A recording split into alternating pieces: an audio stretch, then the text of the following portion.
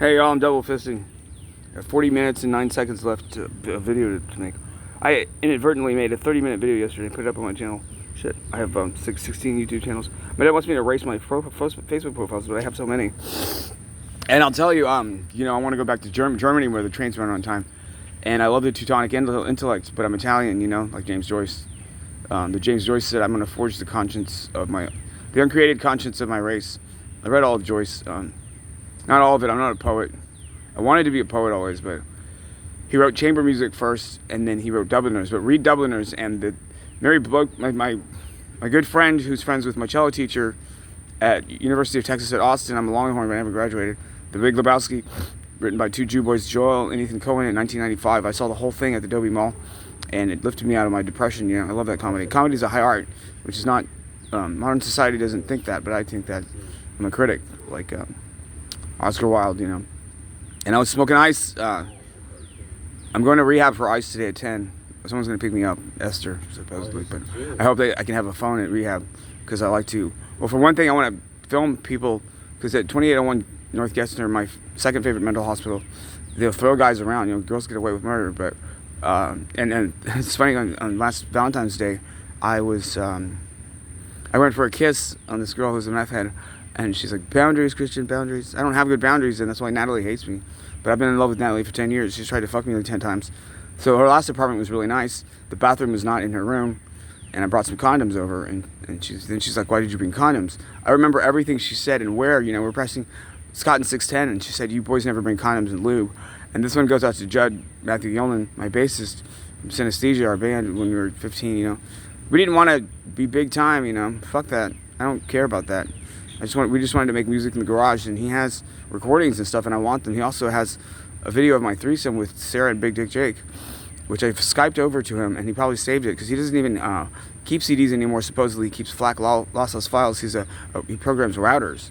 If you know what that is, it just finds out how to put together transistors on a chip. It's very large-scale integration, and he's been doing it for I don't know, now 20 years. He's a year younger than me, but he has a child. And according to Leon, my drummer, I left a drunken message on Judd's answering machine saying that he should have named his daughter Kathleen, because Kathleen was a mother to me in the neighborhood. And when I borrowed Jay's car and I got an evading arrest charge, and it was August 10th, 2020, I stopped at Mr. Olinden's house, and I left him. He doesn't like science fiction, he likes hard fiction. Sorry, he doesn't like fantasy and soft science. He likes hard science fiction, so I loved Crichton's The Andromeda Strain, because everybody in 11th grade was reading Jurassic Park, you know, and like I didn't really read, you know, and so I mean I read encyclopedias and shit like that when I was a kid, or Laura Ingalls Wilder, like, you know, kid books and stuff like that. And I keep telling my dad, because so when I never finish a point, but about 6 years ago I was locked up in county for 2 weeks, and I told everybody I was going to burn the house down. So God bless Lyle and Eric Menendez, get rid of them both at the same time, because they're fucking assholes, you know. My dad's an asshole. He always has been for 49 years, and he's been married for 50 years, and my stepmother's going to be 73 on Columbus Day. She's black, and I never knew that till last year. I never thought about it. She's from Feira de Santana, which is near Salvador. Brazil has the finest women in the world. And I'm on this social media thing, which my aunt hates, Valeria Bush. My dad's older brother, Carlos, they say stupid, you know. I hate that word. I don't like it.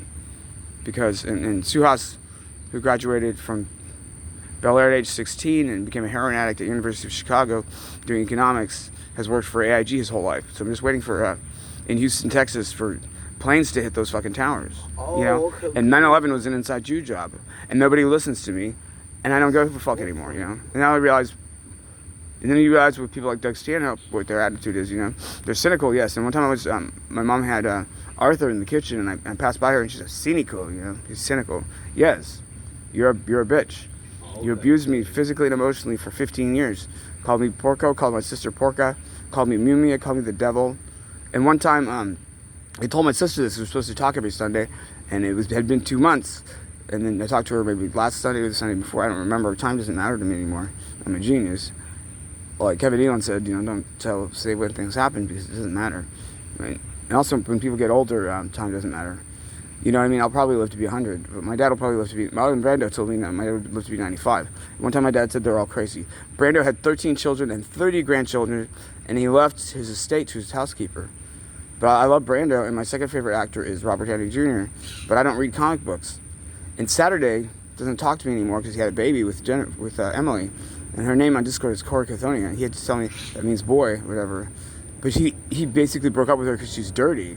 But he lives out in College Station on his property, whatever, his little shed. But he built a shed for her, gave her internet access and all that kind of stuff. So she does marketing.